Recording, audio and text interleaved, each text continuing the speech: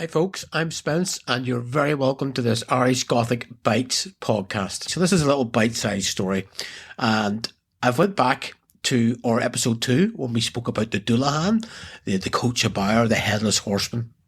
And as part of that research, we discovered quite an interesting story. It's dark, but it's also fairly humorous in places, very dark humour. So I thought it had earned a spot of its own in a little bite-sized episode. I'll take you through it now. It's kind of strange being here without Chris, but I'm sure he's with me in spirit. So the story I'm about to tell you is being sort of paraphrased from the work of Thomas Crofton Croker and his book Fairy Legends and Traditions of the South of Ireland, from way back in 1825. Absolutely recommend anyone can seek that book out. You'll get such a wealth of information on Irish folklore. But in this story, there's a tale called The Good Woman. And the hero of this rather macabre but slightly funny tale is a man called Larry Dodd. Larry likes a little bit of a sup. He likes a little drink. He's hard working. He plays fiddle. So quite a character. He's married to his wife's called Nancy. Now, while out riding on his horse, he encounters a woman who passes him. And he describes her thus. Her figure, considering the long strides she took, appeared to be under the common size, rather of the dumpy order.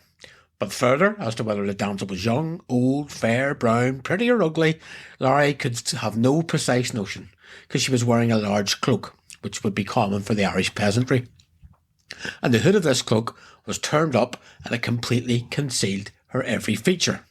Now, Larry Dodd, being the gallant, shall we say, sort of chap, offers the lady a ride on his horse, and without saying a word, she climbs up onto the horse and sits her beside him.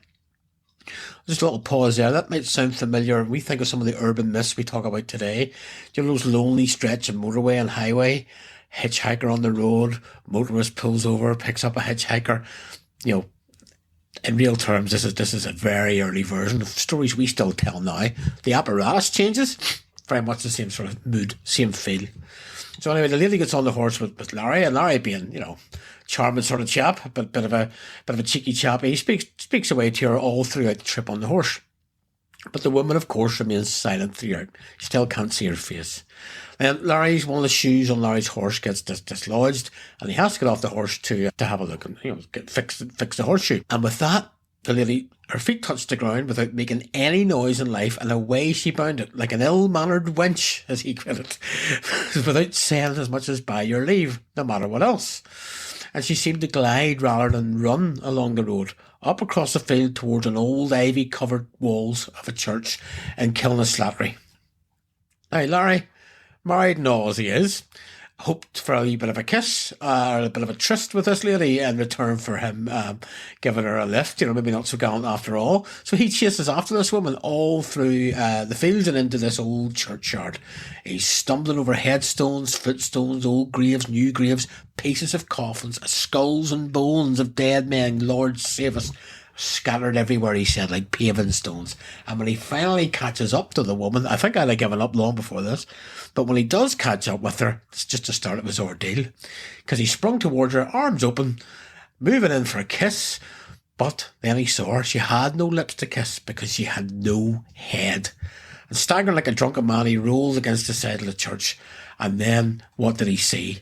Something that was a scene of wonder and horror burst upon him.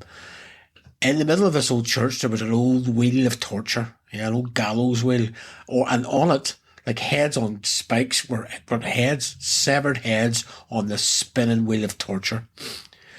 And all around it, headless figures were dancing to the most eerie music. Strange music to dance by, but there they were, moving round and round this wheel. It was all set with skulls. There were well-dressed ladies among them, gentlemen, soldiers, sailors, priests, publicans, jockeys and jennies, all without heads. Some skeletons and their bones were bleached and were covered by moth-eaten paws.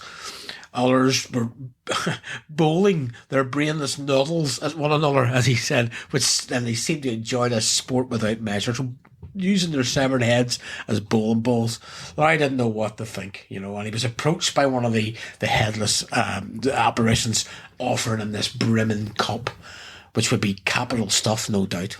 Now, but if you take a drink from that brimming cup, bad things happen, and that's what happened to Larry, because as soon as he touched it, didn't his own head fall off his neck and roll down his shoulders. And with that, of course, Larry fainted. And when he came to, he found himself outside the church in daylight, and his horse was gone and everybody else was gone. So he trudged back home to face the wrath of his wife, Nancy. And he was heavily scolded by Nancy for his antics. And Larry's last word on the subject was, he doesn't know who that good woman was that he picked up. But this I do know.